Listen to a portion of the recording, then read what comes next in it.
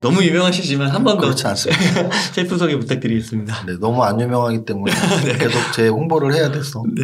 안녕하세요. 저는 이정윤 세무사입니다. 자칭 타칭 슈퍼개미로 알려지면서 슈퍼개미 이세무사 유튜브 채널도 운영하고 있고요. 세무사로서 또는 주식 투자자로서 오늘 우리 봉달책방 구독자 여러분들에게 작은 팁을 선물로 드려서 좀 부자 되는데 도움되면 좋겠습니다.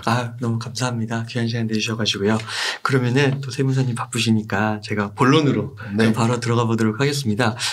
세무사님, 현재 시장을 좀 어떻게 보고 계신지 여쭤보지 않을 수가 없네요. 네. 현재 시장은 굉장히 이제 좀 재미없는 시장? 그나마 위험한 시장의 단계는 좀 지난 것 같아요. 그래요? 다행이네요. 왜냐면 1월 달에 느꼈으니까요. 위험의 정도가 어느 정도가 위험한 거라는 걸 아마도 1월 달 장을 거치신 분들은 느꼈을 거예요. 네. 1월 전에 위험한 장은 코로나가 발병했던 2020년 1월 2월 장이었죠.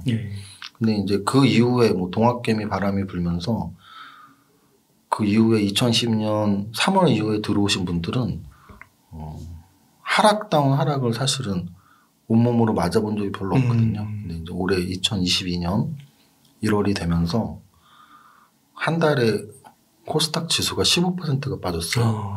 그러면 일반 투자자들이 사실은 거래소의 우량주 투자하지 않는다면 대부분 코스닥의 중소형 개별주를 투자했을 텐데 평균값으로 15%니까 좀 운 나쁜 종목들 아니면 좀 약간 하락이 컸던 종목들을 갖고 있었다면 20% 30%도 손해를 한 달 만에 맞을 수가 있었겠죠. 그래서 그런 장이 정말 위험한 장이고요. 2022년 들어서 1월 달에 아주 위험한 장이 끝났고 2월 달에는 좀 지리하고 부진한 장, 그러니까 오르지도 않고 살짝살짝 겁을 주는 1월 달에 이제 우리가 너무 큰 하락을 봤기 때문에 2월 달에도 계속 좀 심리 상태는 불안했던 거죠. 근데 생각만큼 빠지진 않았고 특히나 러시아 우크라이나 전쟁이 발발을 했지만 그렇게 2월 달에 크게 빠지진 않았어요. 이제 3월 달로 넘어오면서부터는 오히려 3월 달에 사실은 굵직하게 미국의 첫 금리 인상이 있었거든요. 근데 그날을 기점으로 해서 오히려 주식 지수가 더 올라가는. 그래서 3월 달에는 오히려 거래소 같은 경우는 한 2%, 코스닥 같은 경우는 1월 달 하락의 절반인 한 7% 정도 반등을 줬습니다. 그래서 1월 달이 아주 위험하고 무서운 장이었다면 2월 달은 좀 재미없는 장, 3월 달에는 약간 우리를 회복시켜줬던 마치 봄처럼 겨울이 지나고 3월 달에 봄이 오면 약간 따뜻해지잖아요. 3월 달의 장은 약간 따뜻한 장이었고요. 지금 4월 이제 중순까지 왔는데요.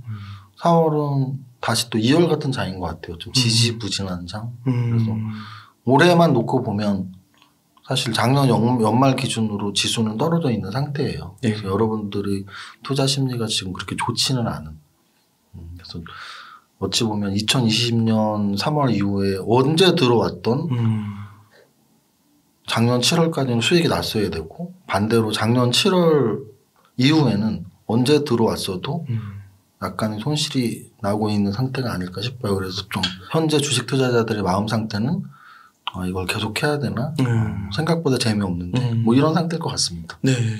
그러니까 진짜 2020년 이후로 그 하락장 이렇게 답보하는 그런 장을 경험해보지 않아서 오히려 저는 개인적으로 지금도 불안한 것 같아요. 여기서 올해 계속 1월 4월이 해가지고 이거 또 오는 거 아니야? 한 번 더. 그렇죠. 근데 이제 어찌 보면은 제가 아까 말씀드렸던 급락장 아주 위험한 장은 자주 오진 않거든요. 그래서 2020년 2월 달에 코로나 때문에 왔었고 올해 1월에는 이제 올해 금리 인상이 예견되어 있다는 거 하나만으로도 미리 선반영돼서 빠진 건데 말씀하신 것처럼 그렇게 좀 약간 겁을 먹고 있다 하더라도 실제로 1월 같은 급락장이 오기는 확률적으로 높진 않다. 그래서 왜냐하면 우리가 예상하는 범위 밖의 변수가 크게 튀어나오면 모를까. 일단은 미국의 금리 인상이 연말까지 예정되어 있는 한 6번, 7번 정도의 금리 인상 또는 빅스텝이나 스몰스텝이나 말도 많은데 0.5 할 수 있겠죠. 당장 5월 초에 금리 인상은 100% 할이라는 거는 예상이 되어 있고 0.5냐 0.25냐인데 0.5로 지금 예상 확률이 훨씬 높거든요. 그래서 뭐 주식시장이라는 건 예견된 범위에서의 재료는 큰 재료로서의 힘을 못 써요. 예를 들어 요즘 어닝 시즌인데 어닝 서프라이즈라는 말이 있고 어닝 쇼크라는 말이 있는데 어닝 서프라이즈는 흑자가 크게 났어 이게 아니고 예상된 흑자보다 더 크게 났어. 또 어닝 쇼크는 예상된 실적보다 더 안 좋게 나왔었기 때문에 금리 인상을 어느 정도 우리가 예상을 다 이미 한 상태이기 때문에 금리 인상 하나만으로 뭐 한 달에 5% 이상 10%까지 빠지는 장이 오기 쉽진 않다고 봅니다.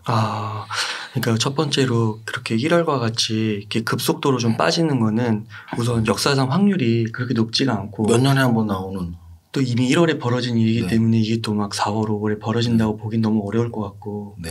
그리고 두 번째는 웬만한 이슈는 정말 예상치 못한 그런 이슈가 아니라면 다 알고 있는 거기 때문에 네 그렇게 볼 일단 수가 남아있는 있겠군요. 변수는 러시아 변수는 있죠. 근데 이제 그 러시아 변수도 전쟁은 계속 되고 있는 거고 여기서 예를 들면 최악의 경우에 미국이나 유럽이 참전을 한다든지 이런 건 말도 안 되는 상상이지만 핵 이야기가 막 나온다든지 이런 우리의 예상 범위 밖에 확전이 됐을 때는 또 진짜 한 달에 10% 빠지는 장이 올 수 있죠. 근데 우리는 그 정도는 거의 블랙스완급이거든요. 우리가 백조라고 하는 이유는 하얀색 새이기 때문인데 까만색이 나오면 이제 블랙스완이 되는 거잖아요. 그래서 우리 경영학 쪽에서는 굉장히 낮은 확률로 하지만 벌어질 가능성은 있는 당연히 4월달 또는 5월달에 한 달에 10% 벌어질 가능성은 있어요.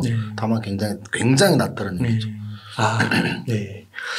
그러면은 세무사님 지금 이 시기에 만약 좀 현금 여유가 있다면 주식을 좀 사도 될까요? 저는 사실은 가장 정확한 답은 현금 여유가 이 시기에 사도 되는 게 아니고 현금 여유가 있으면 저는 주식을 어느 시기에든 하는 게 맞다고 봐요. 어느 시기에든. 아직 만약에 시작을 안 하신 분들이라면 아직 시작을 안 하신 분들 주식 계좌가 없으신 분들은 빨리 만들어서 준비를 해야 된다고 봐요. 무슨 준비냐면 주식 투자 준비를. 언젠가는 목돈이 생길 것이고 그 목돈으로 주식 아니면 부동산을 반드시 해야 되는 시대이기 때문에 아직 준비가 안 되신 분들은 공부 차원에서라도 계좌를 만들어서 주식 투자를 해보시고요. 이제 계좌가 있는 분들 중에 현금 보유 비중이 좀 높다. 그럼 현금 비중으로 좀 주식을 더 사도 되는 이 타이밍의 얘기라면 그건 각자의 판단이지만 저는 또 그런 판단에 좀 도움을 주기 위해서 나온 거니까 저는 지금 장이 그렇게 좋지도 나쁘지도 않은 중간 정도의 강도의 장이라고 뷰로 말을 하는데요. 그럼 되게 이렇게 생각하는 분들이 있어요.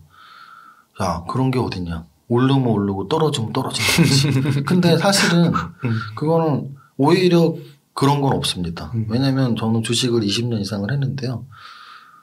우리가 생각하듯이 10,000원짜리가 20,000원, 30,000원을 막 가거나 또는 10,000원짜리가 5,000원, 3,000원을 가는 그 시간, 그 기간보다 10,000원짜리가 계속 10,000원에 있는 기간이 훨씬 길어요. 만약에 100이라고 친다면 10,000원짜리는 옆으로 계속 10,000원인 시기가 한 70% 정도? 그리고 나머지 15%가 10,000원이 20,000원 되거나 또 나머지 15%가 10,000원이 5,000원 되는 거거든요. 그래서 당연히 한 달의 뷰 또는 두 달의 뷰를 말할 때 올라갈 것 같습니다. 또는 떨어질 것 같습니다가 아니고 보합장 같아요. 옆으로 갈 것 같아요 라는 건 너무나 당연한 뷰고 저는 그래서 1월 달은 아까도 말씀드렸지만 급락장이었고 2월 달은 옆으로 보합장 3번은 반등장이었는데요. 3월은 반등장이었는데 이제 4월은 다시 좀 옆으로 가는 좀 조정 보합장이라고 보고 있습니다. 그래서 보합장에서는 사실은 현금 비중을 막 다 실어라 이렇게 공격적으로 말하고 싶진 않지만 그런 분들이 또 있어요. 나는 상승장 막 대형주가 주도를 해서 좀 돈을 못 벌고 또 하락장에서 뭘 사도 돈을 못 버는데 조정장에서는 내가 좀 이렇게 개별 종목 선정을 잘해서 그런지 수익이 좋더라 이런 분들이 꽤 있어요. 그래서 만약에 종목 선정을 좀 잘하시는 분들이라면 이런 조정장에서 현금을 좀 괜찮은 종목으로 투자하는 것도 나쁘지 않다고 봅니다. 그러니까 지수 자체가 2,600, 2,700에서 좀 있는 게 네. 사실 좀 대형주가 못 간 측면이 좀 있는 것 같고 네. 개별 단위에서는 진짜 많이 오르는 주식들도 좀 눈에 보이는 것 같더라고요. 그렇죠. 무슨 뜻이냐면 지금 정확히 말씀하셨는데 지금 2,700을 중심으로 네. 거의 뭐 2, 3, 4월이 움직이고 있어요. 그래서 뭐 2,650, 2,750 사이. 그러면 지수는 움직임이 거의 없다는 얘기고요. 심지어는 그 지수 중에도 여러분들이 가장 좋아하는 주식들은 더 못 움직이고 있어요. 제 생각엔 여러분들이 아마 가장 좋아하는 종목이 삼성전자일 거고요. 그 다음은 이제 상장된 LG에너지 솔루션이고, 그 다음은 카카오일 거예요. 근데 이 세 개가 못 가고 있거든요. 흘러내리고 있고.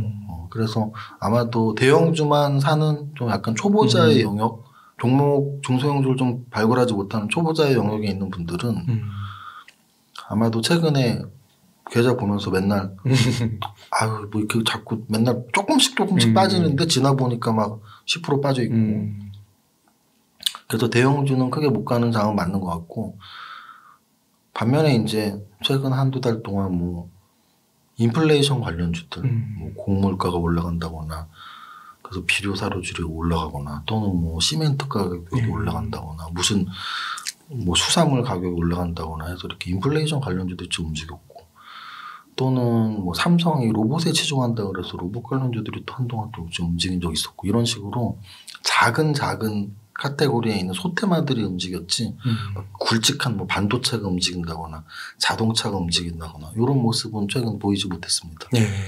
세무사님 그러면은 이제 써주신 책이 성장주에 투자를 하잖아요. 네네네. 그러면 지금 이런 상태에서 좀 주식을 산다고 했을 때 성장주를 사면 될까요?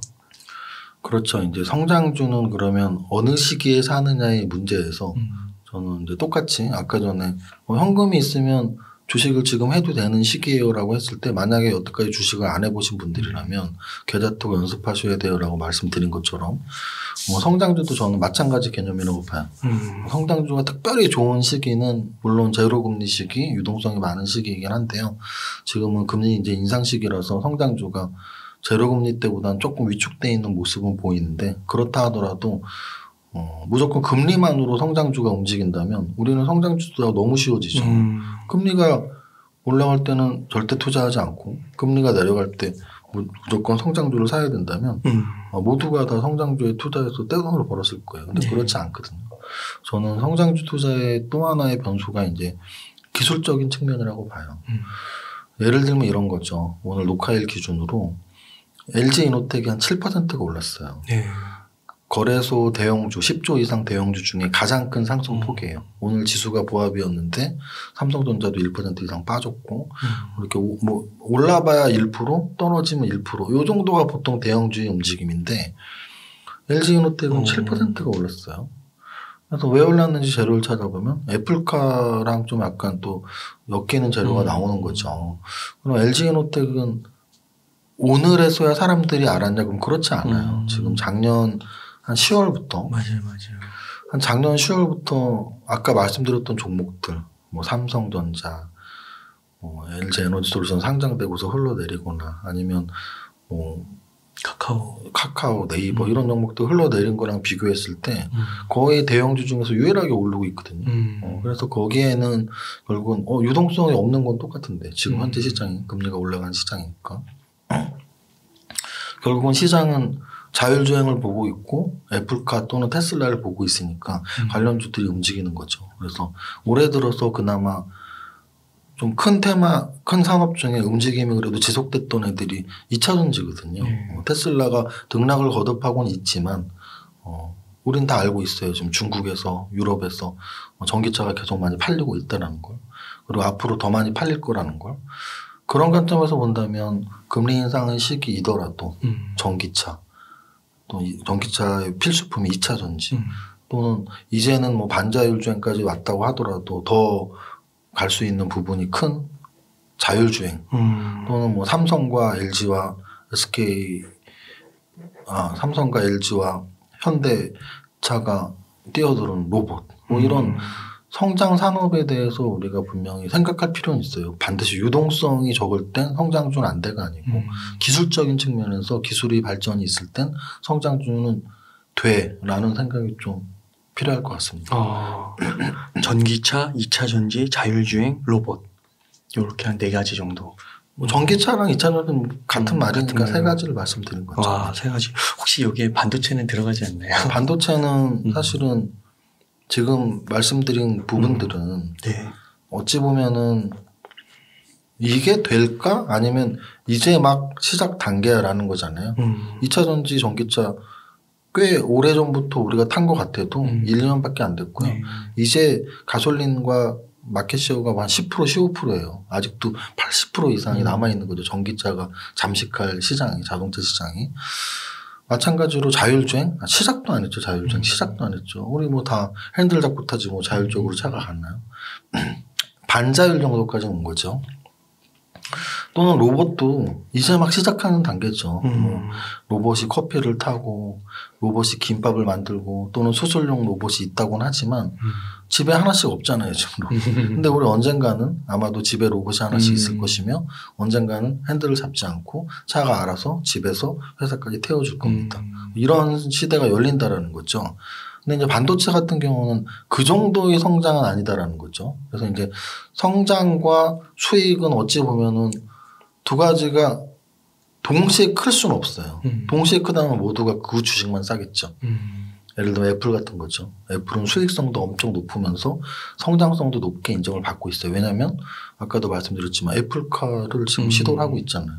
만약에 스마트폰만 하고 있다면 아 진짜 스마트폰 잘 만들고 우량한 회사야. 수익성 엄청 높아. 세계 사람들이 다 좋아해. 그런데 스마트폰이 없었을 때부터 생길 때의 성장성, 그 폭발적인 성장성을 더 기대할 수는 없잖아요. 우리 모두 스마트폰 갖고 있으니까. 그런데 애플카라는 건 우리 아무도 안 타고 있잖아요. 이제 개발 단계니까. 그럼 그게 성장성이거든요. 그런 관점에서 본다면 우리나라의 반도체 산업 같은 경우는 반도체는 원래 있었잖아요. 특히 비메모리는. 메모리는. 메모리는 원래 있던 특별한 성장성이 없는 산업이에요. 그냥 뭐 찍어서 파는 거죠, 그냥. 근데 이제 비메모리 성장성은 꽤 높죠. 왜냐면은 아까 말씀드린 로봇, 자율주행 뭐 이런 모든 기기들의 비메모리 칩들이 들어가니까 비메모리는 어찌 보면 4차 산업혁명하고 직결되는 산업이라고 할 수 있죠. 그래서 반도체는 성장 산업이냐고 질문을 저희가 받았을 때 딱 구분을 시켜서 대답을 드리는 거예요. 메모리는 저는 그냥 수익 사업이죠.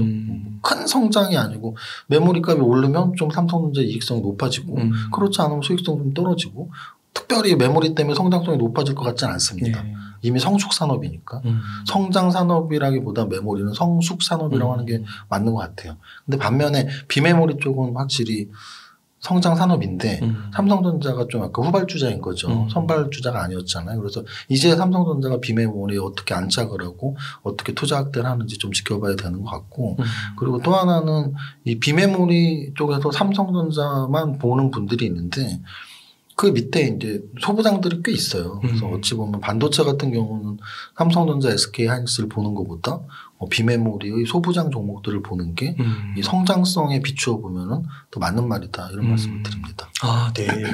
김선님 혹시 그런 게 있나요? 이게 2차 전지, 뭐 전기차, 자율주행 로봇 이런 거에 투자를 하고 싶은데 어느 시점에서는 한국보다는 뭐 미국을 택한다거나 아니면 미국보다는 한국을 택한다거나 또 다른 분류로는 대형주를 사는 타이밍, 뭐 중소형주를 사는 타이밍 이런 게 다 다른 건가요? 일단 시기별로 좀 다른 게 맞는 것 같아요. 네. 주식은 어차피 정답이 없고 그때 케이스 바이 케이스이기 때문에 당장 첫 질문이었던 미국과 우리나라 증시만 놓고 본다면 네. 미국 증시가 더 강할 때가 있고 우리나라 증시가 더 강할 때가 있어요. 그러면 어디가 더 강하냐 했을 때 사실은 20년 한 입장에서 미국 시장이 더 강한 게 사실입니다. 그래서 한 6대4 아니면 한 7대3 정도로 사실은 미국 시장이 더 강하고요. 근데 이제 강하다라는 건 지수가 우리나라보다 강했죠. 근데 그 강한 거의 이면에는 시가총액이 큰 애들 위주로 강했던 시기가 훨씬 많아요. 왜냐하면 이게 글로벌 기업들이 우리나라보다 미국이 훨씬 많은 거죠. 전기차를 만드는 테슬라, 우리나라의 현대차, 기아차보다 시가총액이 거의 뭐 10배 이상 차이가 나요. 테슬라는 지금 1,000억이 넘어서 1,500억 뭐 이렇게 가고 있는데 현대차, 기아차 뭐 합쳐갖고 100조 원도 안 될 것 같은데 그러니까 뭐 거의 10배 차이 나는 거죠. 삼성전자가 지금 뭐 400조 왔다 갔다 하는데 애플이 뭐 3,000조니까 뭐 비교가 안 돼요. 그래서 어찌 보면 미국 증시가 우리 증시보다 지수상으로는 한 7대3, 6대4로 좋아. 근데 뭐 종목 선정에 가서 엇갈려 버릴 수가 있는 거예요. 근데 이제 한국 증시 같은 경우는 한국말로 되어 있고 우리의 주변에도 가깝고 리포트, 경제 뉴스들 우리는 보면서 연상을 할 수 있잖아요. 근데 미국에서는 미국 주식을 투자할 때 한계는 있죠. 그래서 저는 만약에 미국 주식을 투자한다면 지수는 확실히 우리보다 좋으니까 지수 관련 대형주에 좀 한정시켜서 네. 미국의 주식 투자를 한다면 지수 관련 대형주에 한정시켜서 하는 게 맞다고 보고요. 그 다음에 이제 시기별로는 이런 경우는 있어요. 미국이 먼저 움직이고 우리가 따라가는 경우는 많습니다. 네. 그래서 미국의 반도체가 움직이면 우리나라 반도체가 같이 움직이고 미국의 제약바이오주가 움직이면 우리 제약바이오주가 움직이고 만약에 시기로 본다면 미국이 먼저 움직이는 게 맞아요. 그래서 만약에 한국 주식을 하더라도 미국 주식도 좀 같이 보면서 하면은 도움이 될 때가 좀 있습니다. 이게 이제 저희 미국 주식과 한국 주식에 대한 의견이고요. 그 다음에 이제 대형주와 소형주의 의견은 이것도 역시 명확히 당연히 있습니다. 시기별로 뭐가 좋은지. 돈이 많이 풀리고 큰 장이 열렸을 때 여기서 말하는 큰 장은 코로나 이후 장 딱 생각하면 돼요. 2020년 여름, 가을, 겨울까지. 그때 삼성전자가 10월 달에 한 5만 5천 원에서 1월 초까지 9만 5천 원까지 거의 한 80% 오른 거죠. 뭐 5만 원에서 9만 원이면 80% 오른 거죠. 그러니까 그 정도로 단기 급등을 했죠. 그게 큰 장이에요. 그런 큰 장일 때는 그 당시에 뭐 삼성전자가 그 정도 오른 게 대단한 거냐? 그렇지 않나요? 코로나 직후 3, 4월부터 그 다음에 여름까지 카카오 같은 경우는 한 5배 이상 올랐거든요. 그러니까 큰 장이 열렸을 때는 즉 지수가 크게 움직일 때 지수가 우리나라 지수가 지금 2,700 정도 되는데 예를 들어 2,000에서 3,000 움직일 때 그럼 지수가 50% 움직였잖아요. 그럼 적어도 지수 관련 대형주들이 어떤 거는 평균값을 50%니까 어떤 거는 100% 오르는 애들이 있겠죠. 그래서 지수가 50% 이상 움직일 때는 사실은 대형주 위주로 가면 돼요. 굳이 중소형주를 갈 필요도 없어. 오히려 소외감을 느낄 수가 있어요. 대형주는 잘 가는데 중소형주는 맨날 그 자리에. 아무도 중소형주를 거들떠 보지도 않으니까. 외국인 기관은 중소형주 안 사거든요. 큰 장이 왔다는 얘기는 외국인 기관들이 장을 올리는 시기니까 그럴 땐 대형주 투자가 맞는데 반대로 그 반대 작은 장, 조정장 작은 장이나 조정장일 때 외국인 기관이 장을 주도하지 않는단 말이에요. 지금도 올해 들어서 지금 외국인이 계속 팔고 있죠. 외국인이 파는 이런 조정장에서 삼성전자 꼭 들고 있어봐야 움직이지 않아요. 그럼 이런 장에서는 오히려 아까도 말씀드렸지만 반도체가 진짜 좋으면 삼성전자 안 갖고 반도체 특히 비메모리 반도체 소부장 사는 게 더 좋을 수도 있거든요. 그래서 좀 지금 같은 조정장에서는 대형주보다는 중소형주가 맞다. 뭐 이런 말씀 드립니다. 아 그렇구나.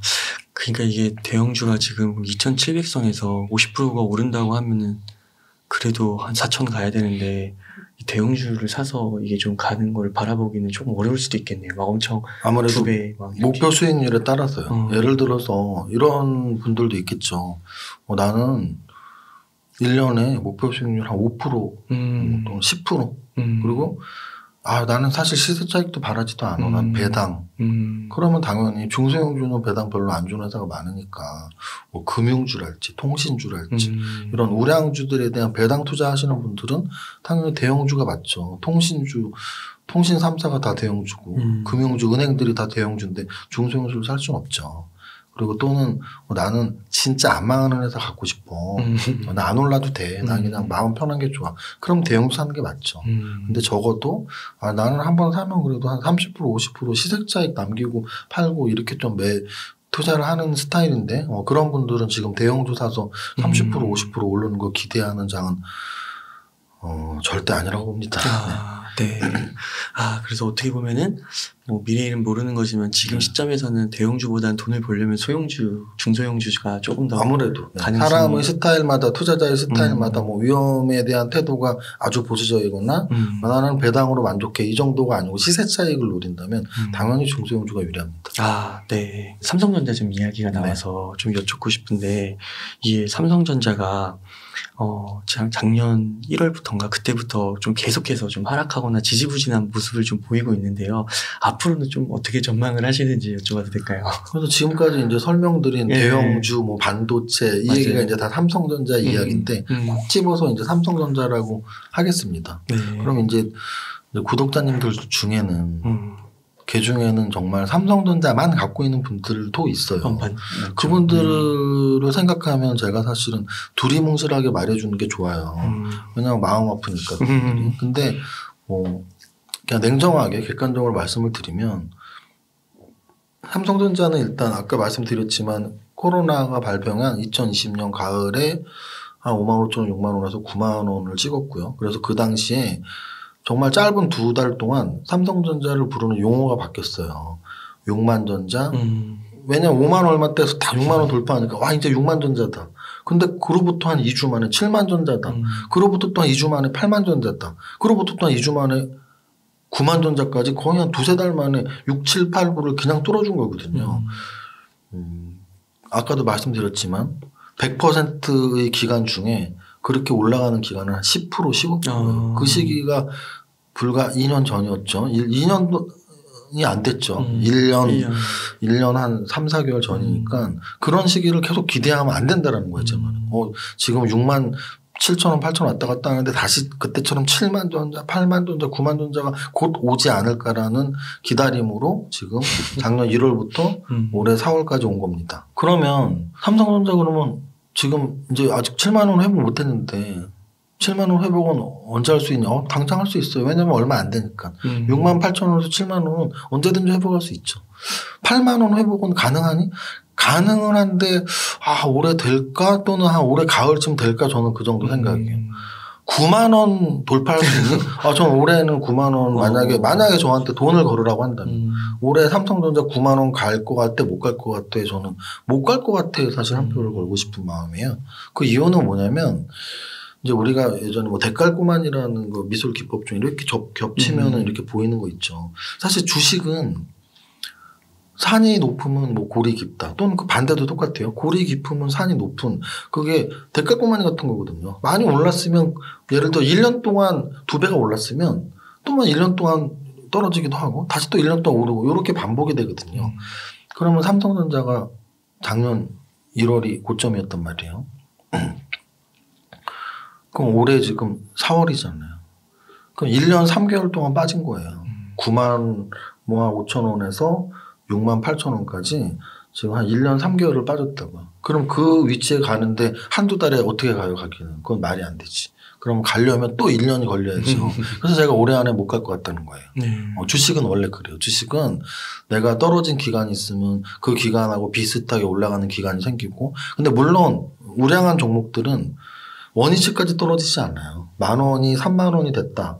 그럼 한 2만 원까지 떨어졌다가 또 2만 원이 또 한 4만 원 갔다가 또 4만 원이 뭐 한 3만 원 갔다가 3만 원이 또 5만 원 갔다가 5만 원이 4만 원 갔다가 이렇게 오른 거보단 적게 떨어지는 게 주식의 원리죠. 왜냐하면 오른 거만큼 떨어지면 뭐 맨날 제자리기예요. 그잖아요. 그래서 산의 크기가 맨날 똑같진 않습니다. 올라가는 게 좀 더 많이 올라가고 떨어지는 건 좀 적게 올라가야지 주식이 우상향을 할 수 있죠. 네. 그래서 삼성전자가 지금 6만 8천 원에서 그래서 버티는 거예요. 안 그랬으면 5만 원, 4만 원까지 내려가야죠. 출발점이 5만 원인데. 그래서 버티는 건 맞다. 그리고 여기서 또 반등도 조만간 할 것이다. 한다고 해도 그 속도는 아직 1년이 훨씬 더 남았기 때문에 저는 9만 원까지 바라는 거는 단기간에 안 된다고 보고요. 뭐 7만 원은 뭐 6만 8천 원에 7만 원 별 차이 없으니까 그래서 8만 원도 올해 안에 갈까? 약간 의문이 드는 정도예요. 그래서 삼성전자가 진짜 좋은 움직임이 나오려면 수익성만 보여주는 건 한계가 있다. 우리나라에 수익성만 주는 종목들 되게 많아요. 금융주들은 퍼가 5도 안 되는데요. 그러면 삼성전자가 금융주는 아니잖아요. 그럼 우리가 삼성전자를 좋아했던 이유는 반도체의 성장성이거든요. 근데 아까도 말씀드렸지만 더 이상 메모리 반도체를 우리가 성장산업이라고 말하기는 좀 그렇습니다. 그럼 적어도 비메모리 쪽 또는 더 이상 반도체가 아닌 또 다른 성장산업 쪽에 투자를 해야 되지 않을까. 예를 들면 LG전자가 우리 모바일 접고 자동차 전장하고 로봇에 집중할 거예요. 그걸 작년에 얘기했거든요. 작년 한 여름쯤에 얘기했거든요. 모바일 철수를. 근데 삼성전자는 우리가 알다시피 딱 3대 산업, 3대 분야로 나눠 있죠. 사업부로. 반도체, 가전, 그리고 모바일. 근데 뭐 모바일이나 가전 쪽은 수익성이 있는 거지. 우리가 모바일과 가전에서 막 성장성이 있다고는 하진 않잖아요. 그럼 적어도 비메모리 쪽에 좀 투자를 많이 계속 하는 모습을 보여야 되고 또 반도체가 아닌 다른 산업에 좀 예를 들어 애플이 애플카에 집중하는 그런 것들이 투자자로서는 투자 메리트가 생기는 거거든요. 그래서 적어도 삼성전자가 최근에 이제 뭐 로봇 이야기를 했어요. 로봇의 시장성이 사실은 아직 확인이 되진 않았단 말이에요. 그래서 로봇의 시장성이 뭘 확인시켜 주든 아니면 어떤 대단한 우리가 딱 봐도 야, 저 로봇이면 삼성전자가 앞으로 시가총액이 500조는 더 커져야 돼. 왜냐하면 지금 400조인데 고점 9만 원대는 한 550조 됐을 거란 말이에요. 그러면은 9만 원에 물린 사람들은 한 15만 원 가야지 돈 버는 거란 말이에요. 그러면 적어도 지금 7만 원에서 15만 원 지금 2배를 가야 돼요. 그러면 한 800조, 900조 가야 되는데 그러려면 신성장 동력이 없으면 거의 불가능하다. 저는 그렇게 봅니다. 이 주식이 참 많이 요즘에 느끼고 참 어렵다고 생각하는 게 그 결국 뭐 주가는 이익의 함수다 뭐 이런 얘기가 있어가지고 네네. 그 말을 또 너무 받아들여가지고 네네. 사상 최고 실적이라고 하니까 계속 네네네. 들고 가시는 분들도 네. 있었는데 네네네. 이게 참 주가가 안 오르는 것 같습니다.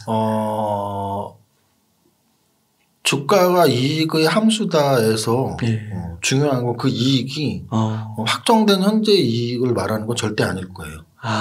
만약에 확정된 현재 이익의 함수라면 모든 종목들의 퍼가 똑같아져야 돼요. 왜냐하면 생각해 보세요. 거기서 말하는 함수가 이익과 주가가 함수라면 모든 종목들이 이익과 주가를 나타내는 지표가 바로 퍼란 말이에요. PER. PER 자체가 이익과 현재 주가를 나타내는 지표란 말이죠. 근데 이익과 주가의 함수다라고 말한다면은 모든 종목의 퍼는 같아야 되는데요. 절대 그렇지 않거든요.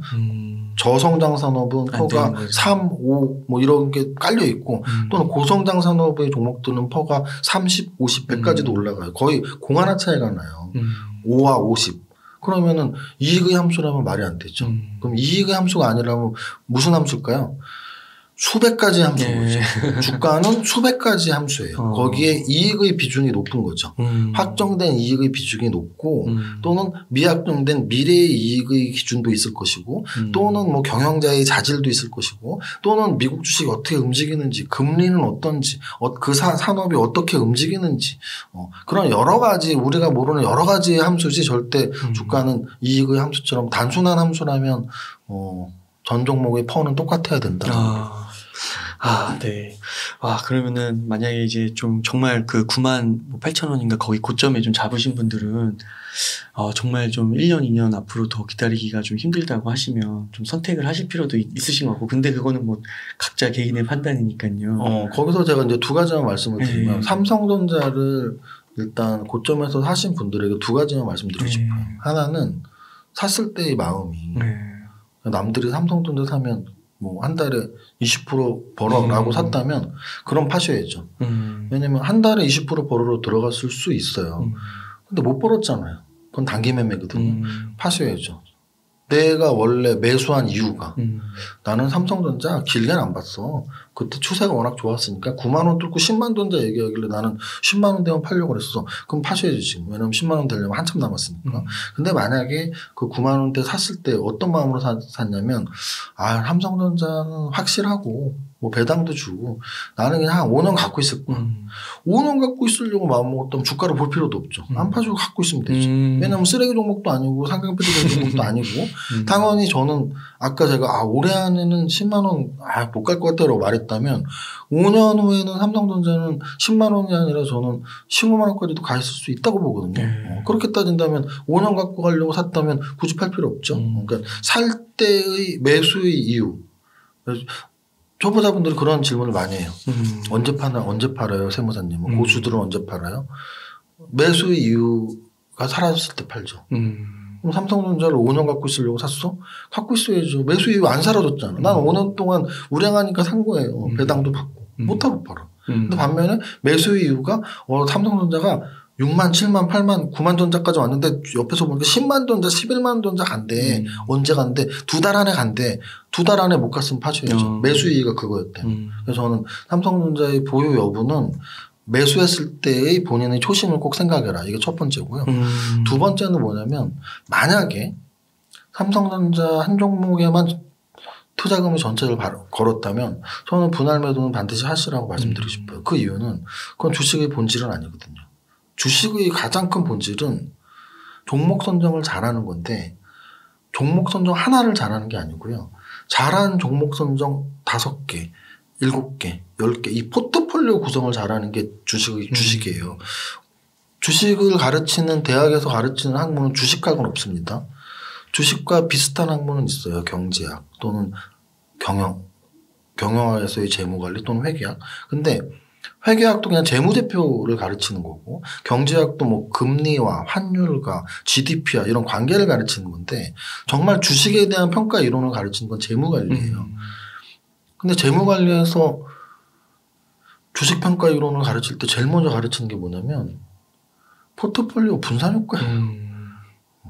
한 종목의 주식평가 이론도 가르칩니다. 뭐 배당 평가 모델이랄지 아니면 뭐 미래 가치를 현재로 땡겨서 미래의 이익 가치를 현재로 땡겨서 주가 평가하는 걸 가르치는데 그거는 개별 종목 한 종목의 주가 평가를 하는 이론이고 투자자로서의 수익 내는 최적의 수익을 내는 이론은 포트폴리오 이론에서 가르쳐요.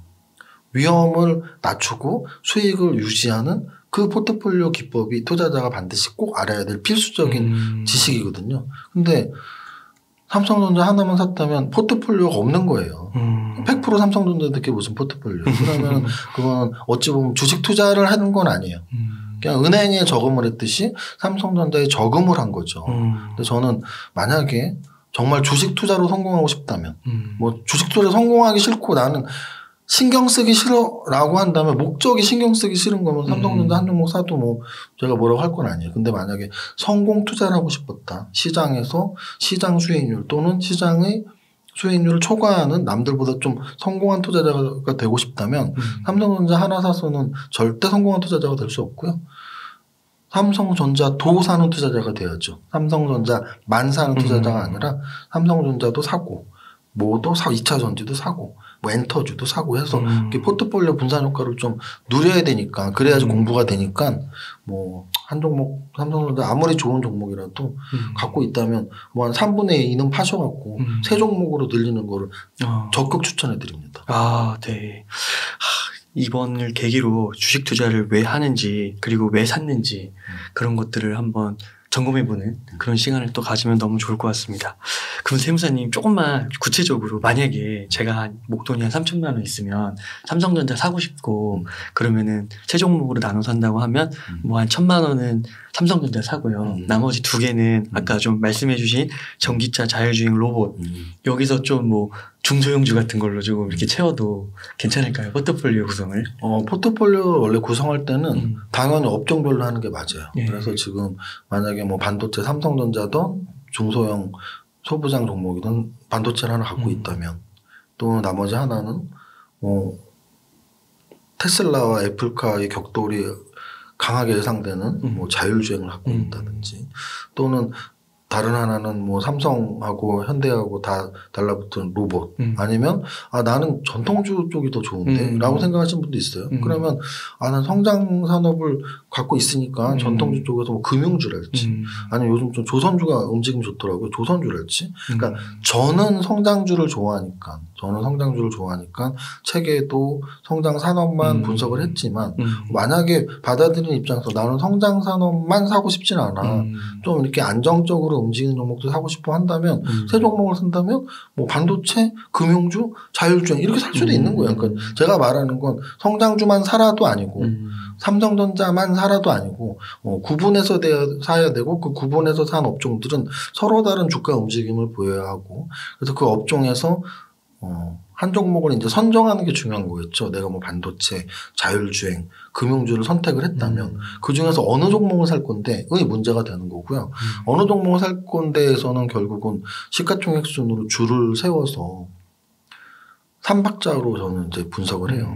그래서 3박자라는 건 여러분들이 분석하는 기법들을 가만히 유심히 봤더니 한 3가지를 가장 많이 보고 매수 주문을 넣는 거죠.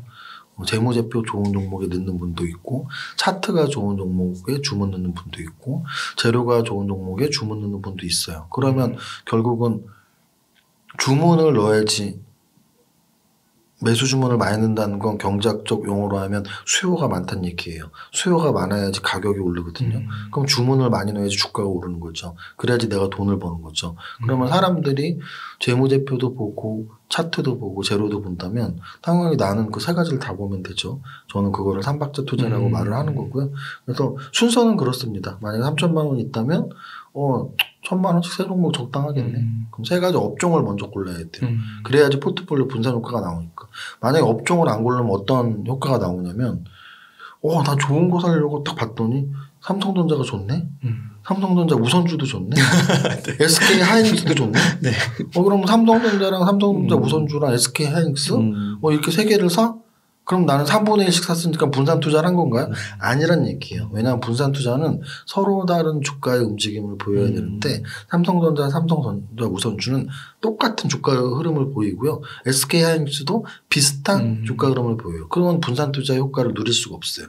그래서 업종을 먼저 선택하는 겁니다. 그래서 반도체, 자율주행, 금융주, 로봇, 메타버스 이들 중에서 세 개를 선택하고 그럼 예를 들어 내가 로봇을 선택했어. 그럼 로봇 관련한 종목들을 쫙 정렬을 하고 그럼 정렬하면 한 2, 30개 되거든요. 그들 중에서 적자 기업 다 지우고 흑자가 나는 종목들 중에 좀 이렇게 기사를 읽어봤더니 요즘 삼성 또는 LG 이런 애들이 로봇 쪽에서 M&A 이런 재료가 좀 나오니까 가능성 있는 애들이 얘인가? 그럼 이거 재료 가치도 합격이고 차트를 봤더니 차트도 나름대로 괜찮네? 그럼 그걸 픽을 하는 거죠. 네. 그래서 결국 제가 주식 투자하는 방법은 이런 걸 이제 탑다운이라고 하는데요.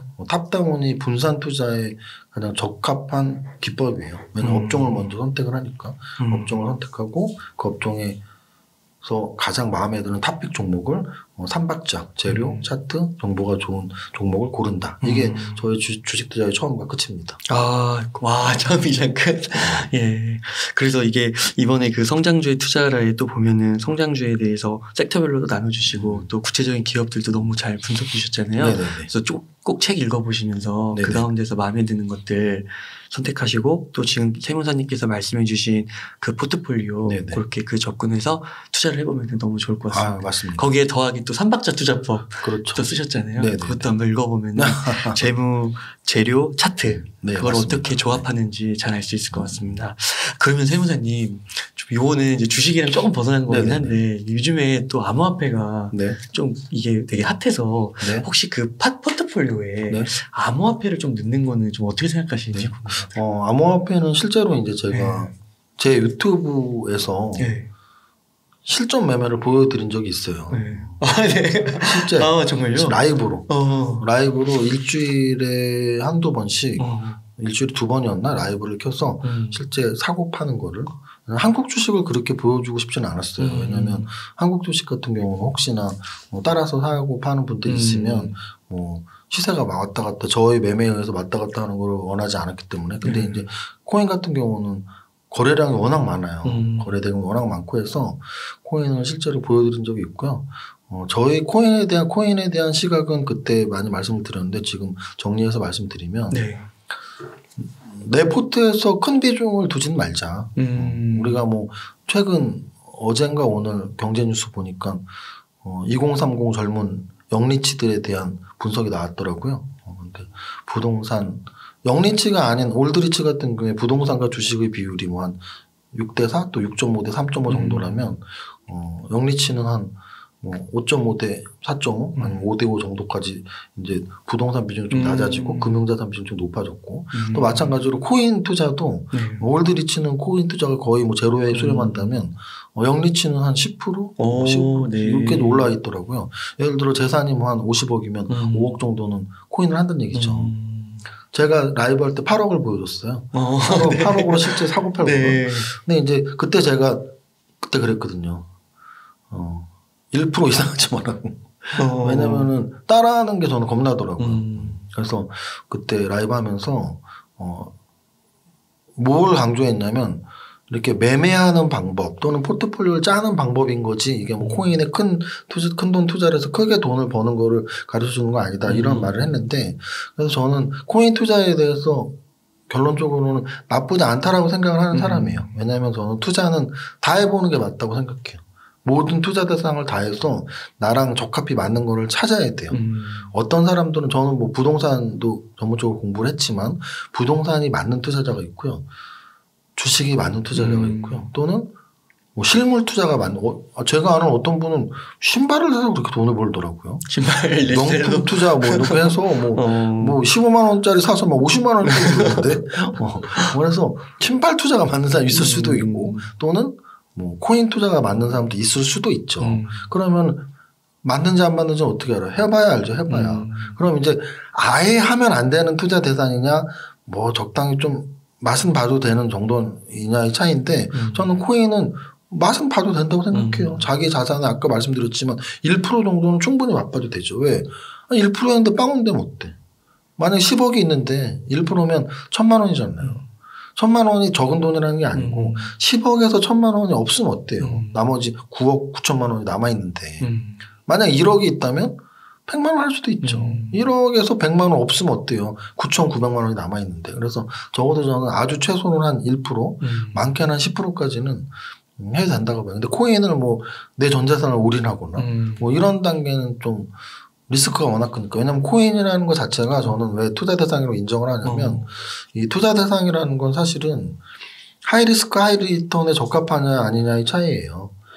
리스크가 크면 리턴이 커야 돼요. 근데 예를 들어 리스크가 큰데 리턴이 작은 게 있죠. 과거에 우리 뭐 피라미드 이런 거 있잖아요. 그럼 피라미드 하면 주변에서 다 망한다 그러잖아요. 리스크 엄청 큰 거죠. 근데 그거에서 돈 버는 사람이 있냐면 없어요.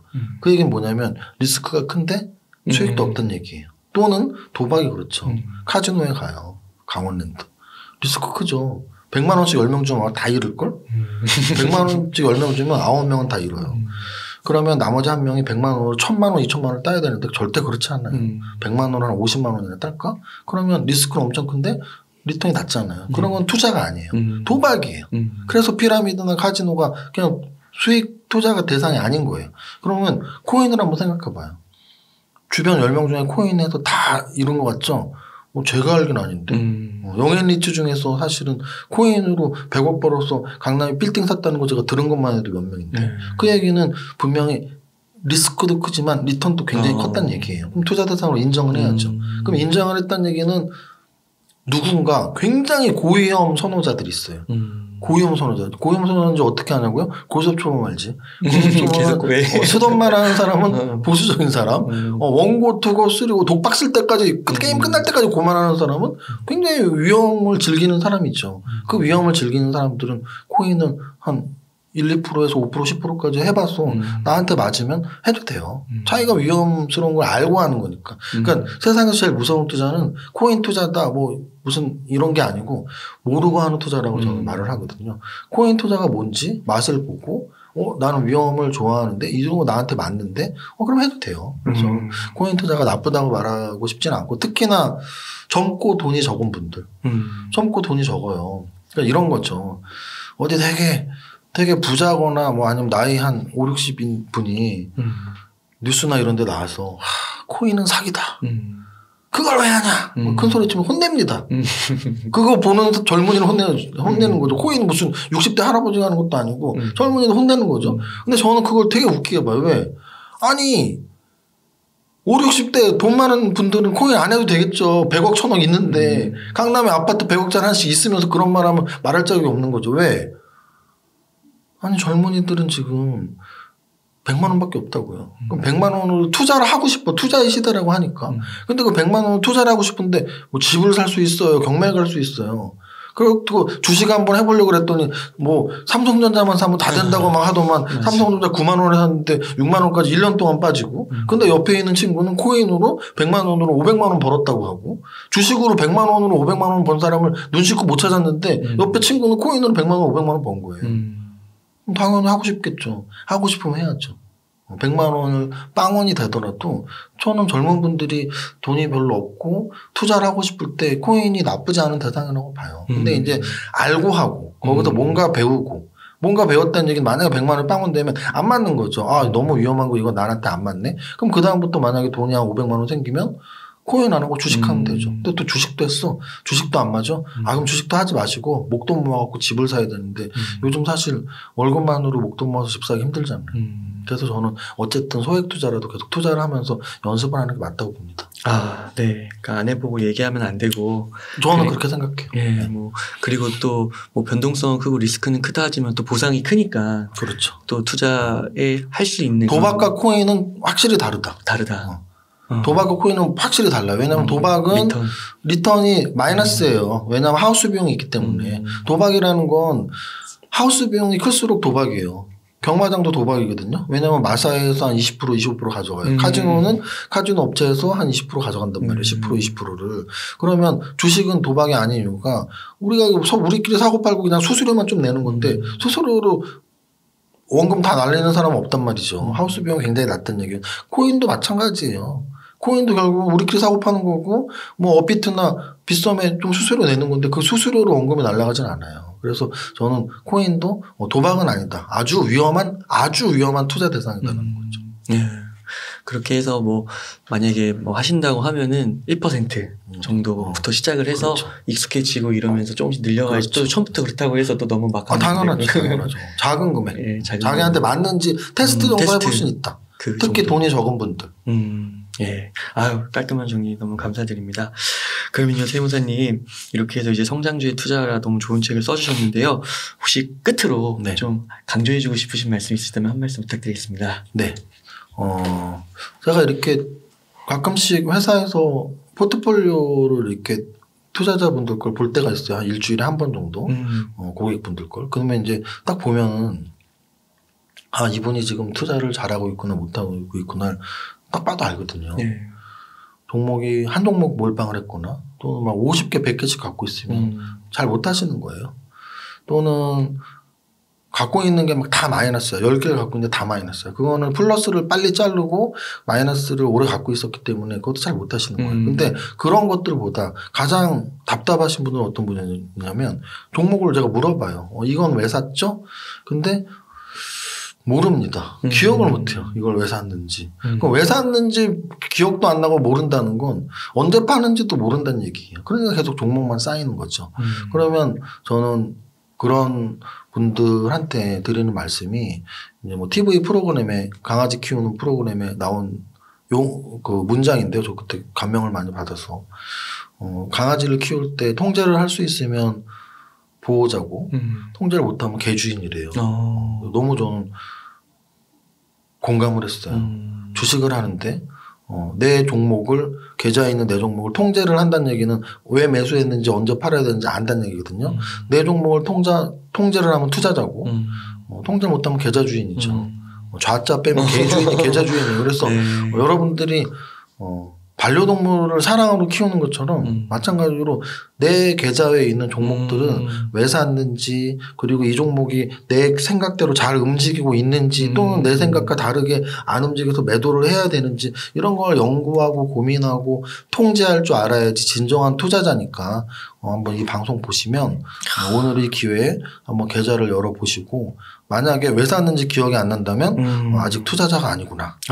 그래서 왜 샀는지 꼭 기억해 보시고 매수의 이유가 매도의 결정에 아주 큰 영향을 미치니까 매수의 이유를 모르면 왜 파는지는 몰라요. 그러니까 매수 이유 꼭 생각하시고 매수 이유가 아직 안 없어졌다면 마음 편안하게 보유하셔서 요즘 좀 장이 안 좋으니까 마음이 불편한 분들이 많은데 계좌를 내가 통제할 수 있고 투자자가 된다면 마음이 편해질 겁니다. 이렇게 좀 당부 말씀드리고 싶습니다. 정말 개 비유해 주시니까 너무 와닿는 게 진짜 그 반려견, 애완견 이런 거 보면은 그 회사 와서도 계속 그 생각난다고 하고 혼자 있는 거 그리고 또 건강검진 같은 거 일자 계속 체크하고 그러잖아요. 진짜 그 주식 계좌랑 너무 비슷한 것 같아요. 아, 예, 세무사님 그 탁월한 비유로 또 쏙쏙 이해해 주셔서 너무 감사드리고 그러면 오늘 인터뷰 한 이 정도에서 네, 마무리해도 될까요? 네네네. 예, 이렇게 해서 성장주의 투자를 저자이신 이정인 세무사님을 모시고 이야기를 나눠봤습니다. 긴 시간 동안 유익한 인사이트 많이 나눠주셔서 감사의 말씀드립니다. 오늘 고생 많으셨습니다. 네, 감사합니다.